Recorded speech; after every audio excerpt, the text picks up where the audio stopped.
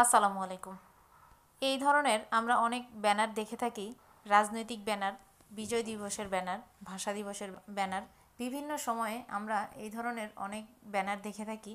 এই ব্যানারগুলোতে কিভাবে আপনার ছবি বসাবেন এবং আপনার নাম লিখবেন, আপনি চাইলে আপনি নিজেই এই ধরনের ব্যানারে আপনার ছবি এবং নাম বসাতে পারবেন মোবাইলের মাধ্যমে। সেটাই কিভাবে করবেন এটাই এখন দেখাবো।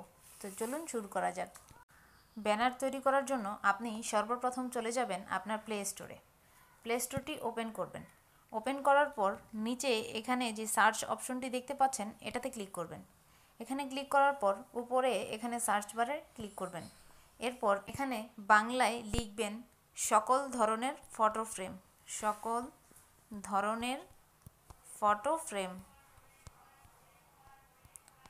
এটা বাংলায় অথবা বাংলিশে আপনি লিখে সার্চ করবেন। সার্চ করার পর এখানে একটু নিচের দিকে আসলে দেখতে পাবেন এই যে এখানে যে অ্যাপসটি আছে, আমি অ্যাপসটির লোগোটা দেখাচ্ছি। এই লোগোটি দেখে আপনারা এই অ্যাপসটি ইনস্টল করে নেবেন। আমার অ্যাপসটি ইনস্টল করা আছে, আমি অ্যাপসটি ওপেন করছি। এখানে অ্যাড আসতে পারে, আপনারা অ্যাডগুলো দেখবেন অথবা কেটে দিবেন। তো আপনারা এখানে দেখতে পাচ্ছেন এখানে অনেক ধরনের ব্যানার রয়েছে। 16 ডিসেম্বরের ব্যানার রয়েছে, 26শে মার্চের ব্যানার রয়েছে। এখান থেকে আপনারা খুঁজলে অনেক ধরনের ব্যানার পাবেন। পহেলা বৈশাখ থেকে শুরু করে 15ই আগস্ট, বিভিন্ন রাজনৈতিক দলেরও ব্যানার রয়েছে। আপনারা চাইলে এখান থেকে আপনাদের ইচ্ছে মতো যে কোনো ব্যানার আপনারা পছন্দ করে তারপরে ছবি বসাতে পারেন। আমি এখান থেকে একটি ব্যানারে ছবি বসিয়ে দেখাবো কিভাবে আপনি এটা করবেন। আগামীতে যেহেতু 16ই ডিসেম্বর আসছে, সেক্ষেত্রে আমরা 16ই ডিসেম্বরের একটি ব্যানারে ছবি বসাবো। আপনি যেই ধরনের ব্যানার চাচ্ছেন সেটাতে ক্লিক করবেন। ক্লিক করার পর এখানে দেখতে পাবেন 3টি অপশন আছে, square photo frame, landscape frame 1, landscape frame 2।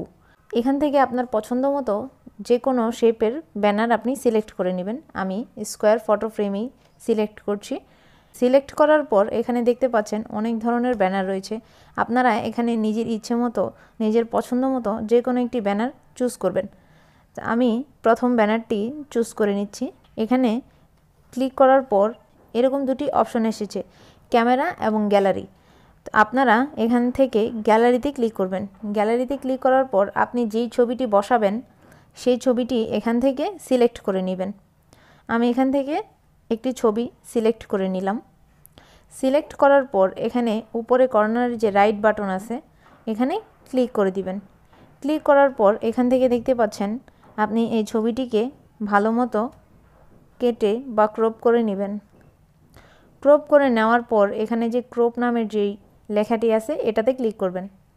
এটাতে ক্লিক করার পর অটোমেটিক কিন্তু এখানে ছবিটি চলে এসেছে। এখন আপনি এটাকে কিভাবে সেট আপ করবেন, এটাকে আপনি আঙ্গুল দিয়ে টেনে ছোট বা বড় আপনি আপনার ইচ্ছে মতো এবং সুবিধা মতো আপনি এটাকে সুন্দর মতো এখানে বসিয়ে দিবেন। বসিয়ে দেওয়ার পর তারপর আপনি এখান থেকে দেখতে পাচ্ছেন নিচের দিকে নাম লেখার একটি অপশন আছে।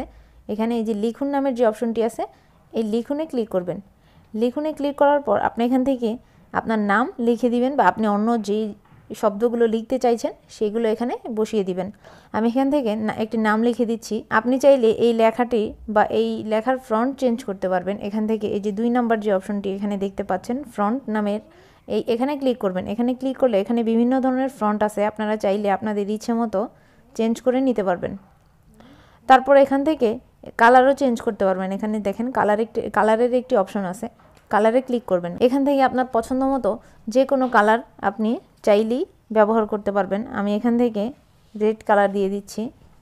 রেড কালারে টাচ করলেই এখান থেকে এটা লাল হয়ে যাবে। তারপর এখানে যে রাইট বাটন আছে রাইটে ক্লিক করবেন। ক্লিক করার পর এই যে এখানে দেখতে পাচ্ছেন আমার নামটি, আমি যেই নামটি লিখেছি এটা এখানে শো করছে।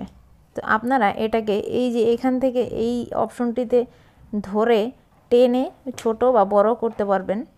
আমি এখান থেকে এটাকে একটু বড় করে নিচের দিকে সেট করে দিলাম।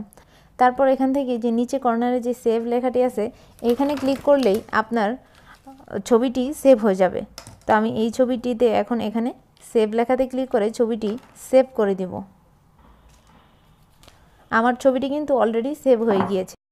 আপনিও ঠিক এইভাবেই মোবাইলের মাধ্যমে আপনার ছবি বা নাম যে কোনো পোস্টারে বসাতে পারেন। ভিডিওটি দ্বারা যদি আপনি কিছুটা হলেও উপকৃত হয়ে থাকেন, সামান্য কিছু হলেও শিখতে পারেন, তাহলে অবশ্যই আমার চ্যানেলটি সাবস্ক্রাইব করবেন এবং আমার ভিডিওটিতে একটি লাইক দিয়ে পাশেই থাকবেন। ধন্যবাদ।